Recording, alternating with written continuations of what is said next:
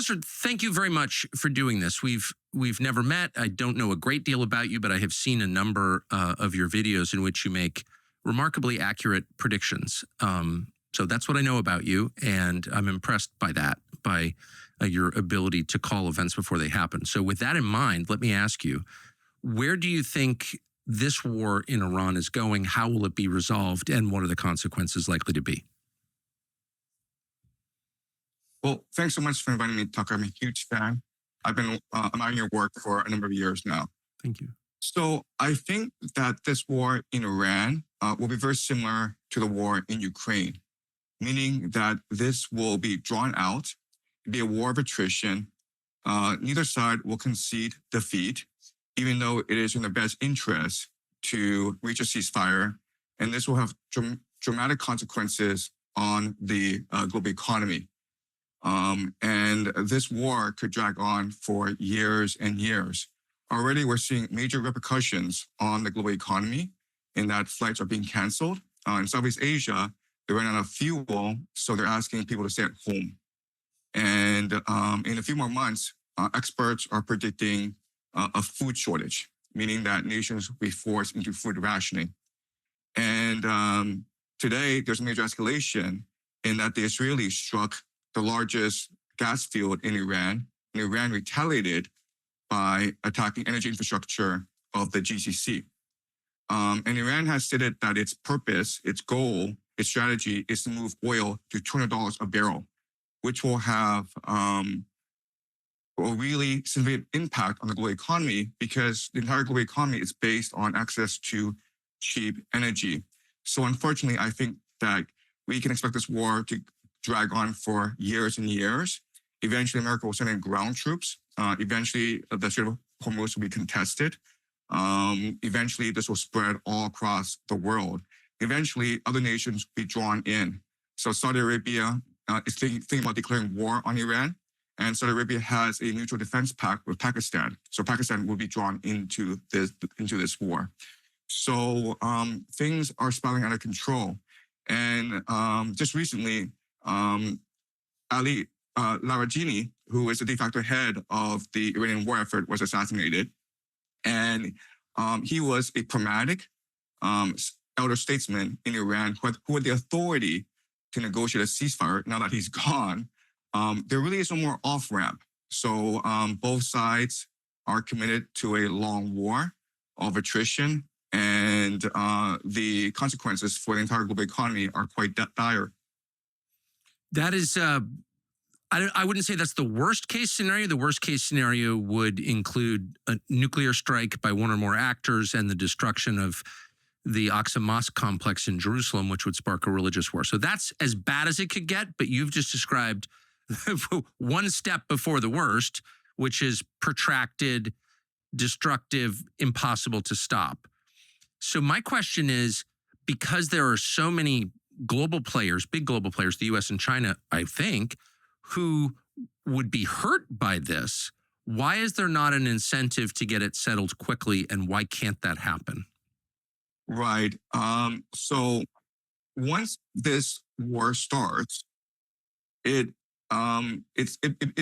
achieves a momentum and a logic of its own. So the United States doesn't really have an off-ramp, meaning that if it tries to negotiate a ceasefire with Iran, Iran would ask for reparations, about $1 trillion, basically. It would ask for the United States to leave the Middle East permanently to ensure its long-term survival. If the United States were to do that, then the GCC nations would collectively become client states of Iran, because only Iran can guarantee their safety, as well as use of the Strait of Hormuz. The GCC is the basis of the petrodollar. So what the GCC does is it sells oil in US dollars and then recycles this money back into the American economy. So if the GCC were to abandon the petrodollar, then this would have severe repercussions on the American economy. Also, there'd be a chain reaction in that Japan and South Korea would look at what's happened in the Middle East and decide that the United States can no longer guarantee their safety. So they would have to remilitarize. and they would have spent all the resources on adapting to the possible China threat. And then you have Europe, and then Europe would look at what happened in the GCC as well as in Southeast Asia, and they would be like, why are we fighting Russia?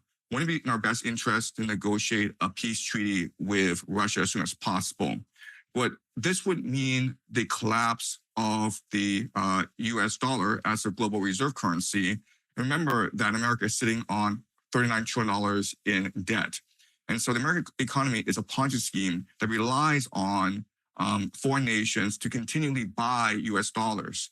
So the US economy would not be able to withstand essentially American withdrawal from the Middle East. So the Americans are stuck where they are right now, unfortunately. What is the Chinese perspective on this? I mean, it seems like China has an interest in peace in the Persian Gulf with those 7 oil-producing countries. Why wouldn't China step in and try and settle this? So both the United States and China benefit from the status quo. And China has a vested interest in seeing a very quick solution to this war in the Middle East. China imports about 40% of its energy needs from the GCC. So not just Iranian oil, but also Qatari natural gas. Right. So as you point out, China very much wants to see, as soon as possible, a ceasefire. Unfortunately, it is the nature of the Chinese government not to interfere in foreign affairs. China doesn't really have a geopolitical framework, a grand strategy. It really believes in global trade. And it doesn't really have a framework for how to resolve armed conflict. And so Chinese policymakers are really stuck. And in fact, Chinese policymakers have come out publicly saying that they would like the carnage, the violence in the Middle East to stop as soon as possible and for the Strait of Hormuz to open up. But unfortunately, as I pointed out previously, when a war starts, it achieves a momentum and a logic of its own. And it's very hard to stop a war once it starts. So if your prediction is correct, and I pray that it's not, and I'm sure you do too, hope that you're wrong, but if you're not wrong, yes, and this continues to grind in the way that it is now, destroying energy infrastructure, just really destroying the civilizations of the region and Iran and the GCC, what does that look like in, say, 2 years globally? What's the effect on the global economy? Right. So this war, it will accelerate 3 major trends. And nations will have to adapt to a new reality in which energy is no longer cheap and accessible. The first major trend is deindustrialization, meaning that right now you just have too many people living in cities. And you can do that as long as you can import cheap energy and cheap food. But when cheap energy and cheap food are gone, then you need people to work the fields, to grow food for your economy. So you have to deindustrialize and reduce your energy dependence. Okay, that's one major trend that we should see very soon. Second major trend we should see is remilitarization, in that before we had Pax Americana, where America basically guaranteed global peace. And America basically prevented nations from going to war against each other. So for example, Trump brokered a ceasefire between India and Pakistan because these 2 nations have much hostilities against each other. But now that America no longer has the aura of invincibility and ability, now that the American military does not come across as almighty, then America doesn't have the power to stop kids from attacking each other on the playground anymore. So nations have to remilitarize, especially nations like Japan, which before relied too heavily on American military protection. Okay, so that's number 2, the remilitarization of the world.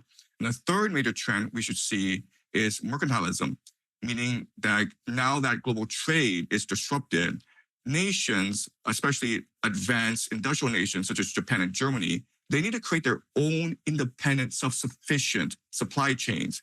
Fortunately, America doesn't have this issue because the Western Hemisphere is extremely wealthy and abundant in natural resources. But if you are Japan and Germany, then you have to reach out and expand your borders if you are to maintain your industrial might. So these are the three major trends we should be seeing very quickly. Well, here's something that thieves count on. Security cameras usually stop where Wi-Fi stops, right? Makes sense. So if you've got a barn, a job site, equipment parked outside along driveway, criminals know there's a good chance that nobody is watching this because there's no Wi-Fi. And that's why we like Defend by Tacticam. It's a new sponsor of this show.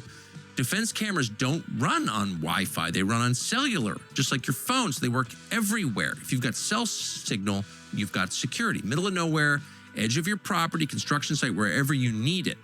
You don't need Wi-Fi. Big difference. And you can see why it matters. So we use these cameras in places where Wi-Fi doesn't reach. The setup is super simple. You mount the camera, open the Defend app, and you are live. You get clear footage, night vision alerts sent right to your phone. It's great for construction sites, ranches, farms, or anyone with a property that stretches beyond a router. And here's something we really appreciate. Defend does not sell your data, not to tech companies, not to advertisers, not to China. No one. Your footage belongs to you. And that's big. Plans start at about $5 a month. No contract, cancel anytime. Visit defendcellcam.com. That's defendcellcam.com. I mean, we've, of course, seen this exact dynamic very famously in the last century. And I do think Japan is the big question mark because traditionally, you know, a rising power, a great power like China, just kind of intuitively demands hegemony in its own region. Like China controls the East. I would imagine that's the Chinese perspective. But in the way of that are Japan, the historic enemy, and South Korea, but particularly Japan. And I know that people in your country are very focused on Japan. So is it plausible that China allows Japan to become, say, a nuclear armed power at this point?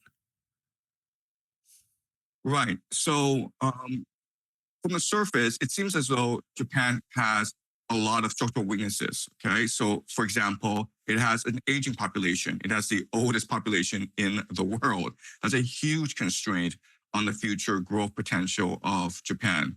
Another problem for Japan is that it is resource dependent. It relies on imports for its resources. And Taiwan it blocks off the Strait of Malacca, right? Because Japan requires most of its energy from the GCC through the Strait of Malacca, and Taiwan will be a barrier. So if Taiwan were to reunify with China, then basically Japan could be blockaded and they could be starved. And the other major issue with Japan is its economy, where for the past 30 years, it's in a deflationary spiral because of its excessive debt burden. So there are fundamental weaknesses to Japan, but I'm a historian and I study historical patterns. And what I've seen is that the Japanese people are incredibly resilient. You go back to the 13th century, and the Mongols invaded not once, but twice. And at this time, Japan was very much a feudal nation divided into different fiefdoms. And they came together as a people to defeat the greatest empire in the world at that time, not once, but twice. And you go to the middle of the 19th century when China was being carved up by these Western industrial powers. And it seemed as though Japan was about to be carved up as well. But the Japanese engaged in something called the Meiji Restoration. And in 20 to 30 years' time, they went from a feudal backward nation into an industrial power that ultimately defeated Russia in the Russo-Japanese War of 1905.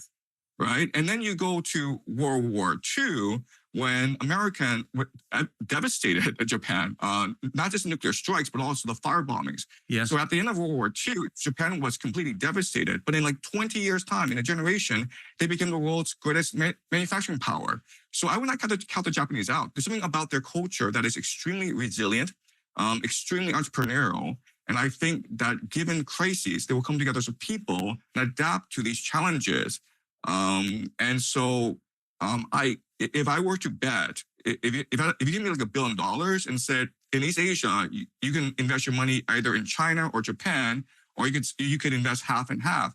Well, Tucker, I'll be honest with you. I would invest all my money in Japan. That's what a fascinating analysis. I agree with you. I mean, intuitively, I agree with you, but I I just wonder if China can tolerate that, given the history between the two countries and the focus and just the growth of China. Can they really allow right in the middle of East Asia a competing power? Right. So the major issue with China is that it styles itself the Middle Kingdom. 中国, the Middle Kingdom, Yes. which is to say that the Chinese believe that they are a universe unto themselves. What happens outside China doesn't really impact China. So what's important is to maintain the national sovereignty of China because it is a self-sufficient nation that has absolutely no interest in the outside world. Japan is complete opposite in that it is an island and it requires it basically needs to extract resources from other nations in order to survive as a nation. So these are two very different mentalities where China is very much an agricultural, self-sufficient nation that is insular and conservative, and Japan is an outward-looking, seafaring nation. Interesting. So it sounds like they can coexist, or you just said it. You're not betting against Japan. What about South Korea, which has one of the lowest, if not the lowest, birth rate in the world, in contrast to North Korea, and has basically modeled itself on the United States. I mean, down to the most basic level. The U.S. pulling back from East Asia is, I mean, that's going to be a transformative thing, I would think, for South Korea. What happens? Yeah, South Korea is in a very precarious position, primarily because of North Korea. So once the United States is forced to withdraw from Southeast Asia, then North Korea can take the initiative. Now, the problem with this conflict is that Seoul, the largest city in South Korea, it's only 30 minutes away from North Korean artillery. So in like a whole day, North Korea could flatten Seoul. And so South Korea is in a very precarious position. Also, if you look at the economy of Seoul, of South Korea, it's a very ossified, very corrupt system where just a few companies control the entire economy. And this is what's led to intense competition in South Korea, which has led to the extremely low birth rate in South Korea. So South Korea is in a very precarious position. But what I will say about the South Koreans is that they are fanatical workers. They work really, really hard. And they have a long memory of colonial persecution from both the Chinese and the Japanese. And these are fiercely independent people. So I would not be surprised if North Korea and South Korea were to come to a compromise at some point, because both nations aspire for national unification. And because China and Japan will be in conflict with each other, then the Korean people could actually navigate this conflict to their benefit. That's very smart. I sense you're absolutely right about that. Let me just ask you about an observation you made parenthetically a second ago, which is because South Korea's economy is ossified and centralized, it's a monopoly economy. Its birth rate is low. What's the connection between economic monopolies and low birth rate? Yeah, great question. So when you have a monopoly, what you do is you create a hierarchy, right? Because everyone's trying to get into these companies because these companies are the most prestigious in South Korea. And South Korea is very much a Confucian culture where face is everything. So the problem, though, is how do you get into these companies? It's a very prestigious position where everyone's trying to get in, right? And so you usually get in through the college entrance examination, which allows you to get into a prestigious university, right? So if you are a South Korean couple, your strategy is either not to have children because you cannot afford to play this game because you need to send your kid to cram schools, get the best tutors, basically focus all your resources on ensuring the child does well on the college examination so that he or she can get into Samsung. Or you can choose not to have, so you can choose not to have any children because it's too expensive for you. But if you choose to have children, you can only choose to have one kid because it's much more strategic for you to put all your resources into one kid than to spread it over 3 or 4 kids. So that's why economic monopoly would naturally lead to a low birth rate. So what you're saying is intense competition for resources, scarce resources, produces an incentive that results in low birth rate. Exactly, because everyone sees themselves as competitors against each other, Right. and you lose a sense of community, right? Because you have a lot of children, because you want to contribute to the community and grow as a nation. But when you see your neighbor as your enemy, then that reduces your incentive to have children. Interesting. So, what will be the economic effects on China and also on the rest of Asia and Southeast Asia? Philippines, Vietnam, um, if this energy crunch continues in the Middle East? The reality is that this war in the Middle East is having a severe impact already on the entire Southeast Asian economy. So India imports about 60% of its oil from the GCC. Pakistan also imports a majority of its oil. Japan imports about 75% of its oil from the GCC. China imports about 40%. Okay, so all these economies are being impacted, and already Thailand, Vietnam are running out of fuel. And when you go to a gas station, there's just no more fuel for your motorbike. And now people are being forced to work from home. There's fuel rationing. There's no jet fuel. So this is impacting all of Southeast Asia. So the question isn't like who will be impacted, because everyone's impacted. The question is who will be most resilient and the most willing to innovate and adapt to this new reality. Because we're not talking about short-term war. We're talking about a long-term change to the global economy. And I think that China will actually be the least resilient and the least ready to adapt to this new reality, because for the past 30, 40 years, China has gotten very wealthy because of the global economy, where it imports cheap energy and exports manufactured goods. And the entire Chinese economy is currently based on this model. Now, for the past 20 years, China has been moving towards a consumer-based economy and more of an innovation-based economy, AI.